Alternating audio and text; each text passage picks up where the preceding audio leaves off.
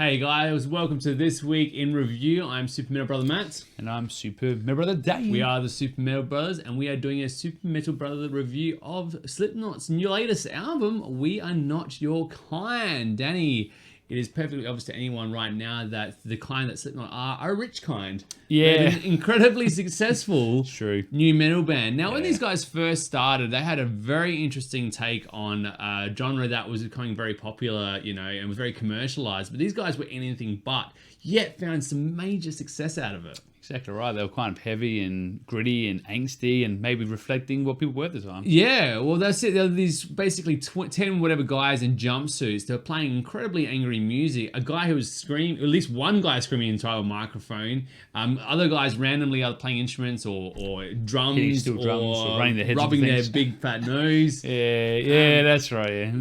They were known for just as much as the spectacle with their eyes as much as the ears, really. I mean, they were incorporating some interesting elements of tremolo picking with some of the death metal vibes. They've got some catchier stuff in the choruses, you know. It's a lot of things this band is.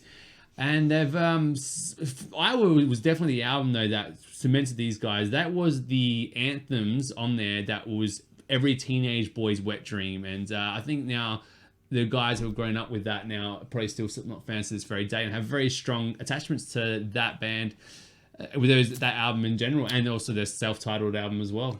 Yeah, and I think Corey came out and promised that this album was going to be just as heavy as the Slipknot self-titled album. I think they said so. And look, maybe he was being truthful, maybe he was trying, but we have to get into that in a second. Before we do, though, this album was produced by Greg Fieldman, and I think that will come into play later. Spoiler alert. There was a lead single off this album called Unsainted. That was released on May the 16th, 2019. So this thing's been being teased for quite a long time, hasn't he? They've had, obviously, the firing of member Chris Fenn. That was this is the first album since then. And the title of the album is basically All Out Life, released on October 31st, 2018. So again, this is a very exciting, very anticipated release for some people.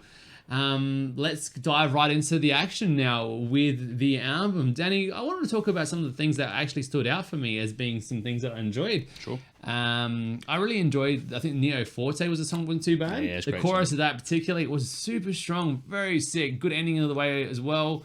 Very cool ending, actually, I must admit. It was one of my favorite tracks off the thing. It really kind of encapsulate where new Slipknot can be going, you know? Yeah. There was also another one as well with the track Orphan. I really liked it when it got into it. It did take a little while, and there were some tracks that did take some time getting into. A lot of foreplay from a band that really would go in hard and raw, you know? Sure, yeah. It's, the ending to Red Flag as well. You had some really stapled, sad, sinister sort of sounds in as well. There was some catchy choruses throughout there as well. Critical Darling as well. Not bad for a more commercial track as well. There were some things I didn't like about it. There are times that when it's heavy, there was times where it was a little experimental and it worked in their favor. It wasn't bad in some elements, Danny. Yeah, your songs you're saying were quite good. I also like the last track that's Solway Firth, whatever it's pronounced. And again, that was on a bit more experimental side. And it was a heavier number too, from what I expected. It kind of like grew and went like a wave action, which was fine. Like, it's good to be different. And there was just some of that like wah pedal stuff as well, which is unique and interesting, and that's what like Slipknot likes to do, using all these elements to make it sound visceral and almost unpleasant, but also cathartic at the same time. Yeah, so I thought they did some stuff well. I guess they're trying to maybe progress their sound a bit. I guess Corey wants to sing cleanly a bit more than he wants to scream. I guess that's a bit evident from this album. I reckon he melodic singing outweighed screaming in it. So that's good. And like I said, they are trying to change and mature and go different ways, get different masks, different sound. But then at the same time, there were times were a bit too yardy and a bit too like, this does not belong. And that's, for me, unfortunately, this is where the good things about the album pretty much finish. Now I have to get into what I didn't like about the album. And this thing does not feel like a Slipknot album in the way that I imagine Slipknot would write or produce albums. When I hear Slipknot, I hear a sort of rough grunt, like normally sound like what you do is take the click track off. You have the guys all in the room together and they're all just smashing their instruments, playing together, you know. Just the amount of energy that comes out of it, it's all natural because it's all about, well, you know, if we're getting to more exciting part, we'll speed that part up and make it more interesting when it's slowing down. When it needs to wind the song down a little bit, you know. Slipknot have done, even in Iowa, certain songs that are acoustic or slow and that, but it always had a certain feel and a place in the album. Some of these songs are almost like jerking off the old stuff, but not quite the way that it would be like the way I imagine to do it, like paying homage, but also growing the thing forward. Yeah, like saying with Orphan, for example, that first minute was just like not needed and didn't belong and didn't help progress anything. Even the song Spiders, I thought that was a bit of a weird song. I don't think it belonged on that at all. Yeah, there was two tracks, like the first track, I think the third or fourth track, where they went for a Stranger Things kind of vibe, but it didn't do anything with it at all. It made no sense, you know.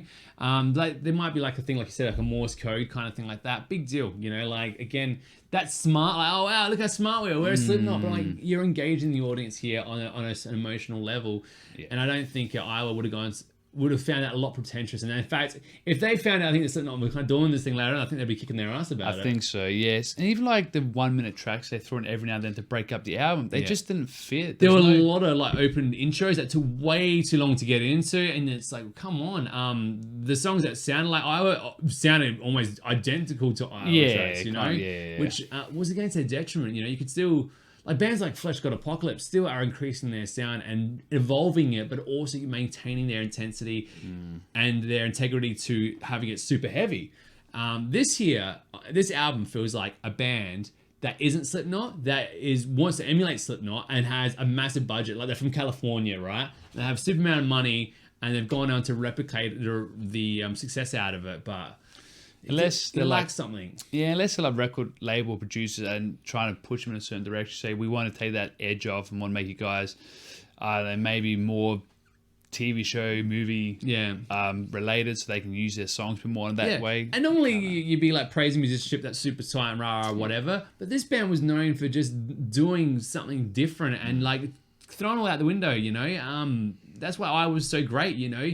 It's got times where it's a bit sloppy and whatever, but it felt authentic and it felt real. This is super polished, super in time, super, you know, awesome like that. But at what cost?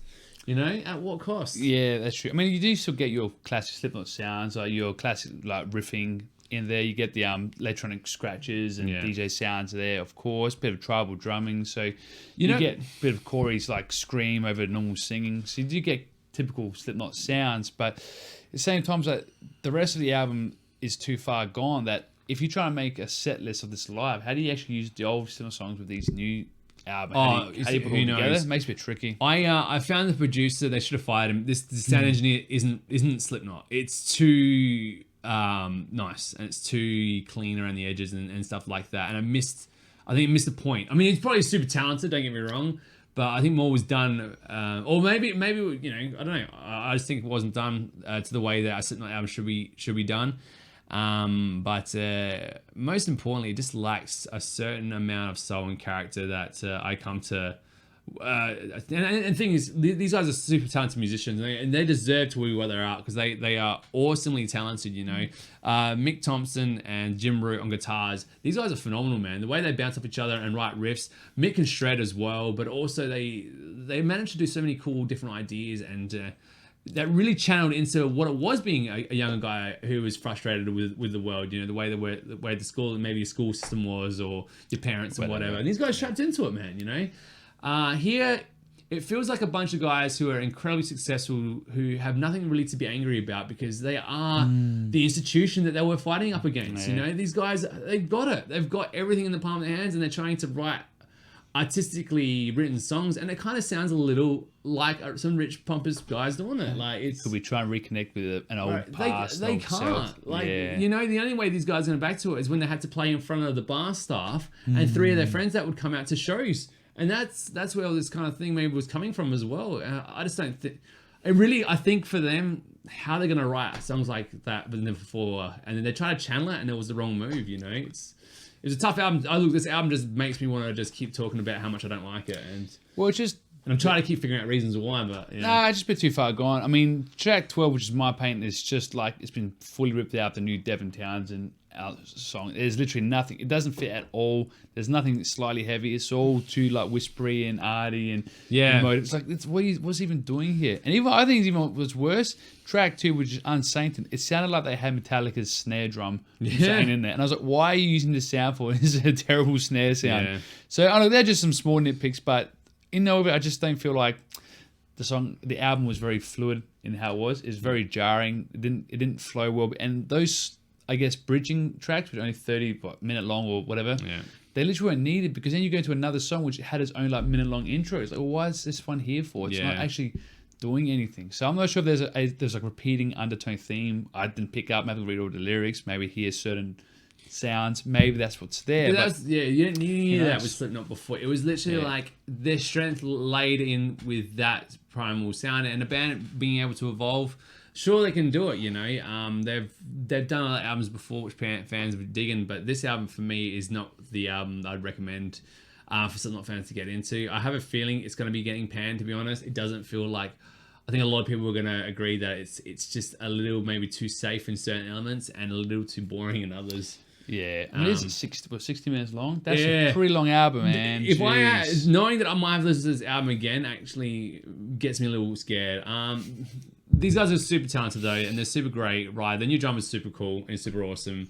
However, it's it wasn't for me, man. What are you gonna give this one, Danny? Yeah, I mean, like some things were saved. There were nice and cool, like double kicking tremolo sections thrown in there, which made like, oh, this is cool, and got you really excited for it. But then you're right, it was far too far between. So I reckon I'm only giving this a 6 out of 10.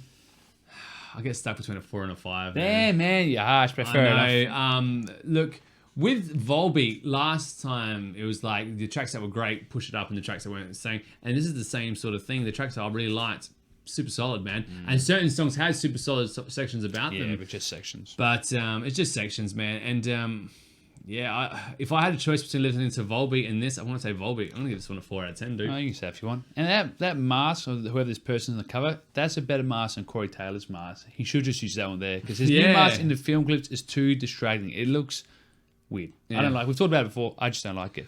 So what do you guys have to say about the latest Slipknot album with We Are Not Your Kind? If you guys want to let us know, I'm sure you'll leave it in the comment section below. I'm sure we're getting a thumbs down as well. Yeah, but probably. Honestly, look, I love this band. I love the musicianship about it, and I've got the self-titled, I got the Iowa album, and I think I got 1 or 2 others. I mean, like you said, one of the big things about Slipknot is their stage presence and performance. Half these songs, I don't think you could do anything live with them. Nah, the energy gets sucked right out of it, you know. It's a shame, but then again, you know, I guess the band needs to change, and maybe we're not changing with it, or maybe it's just them.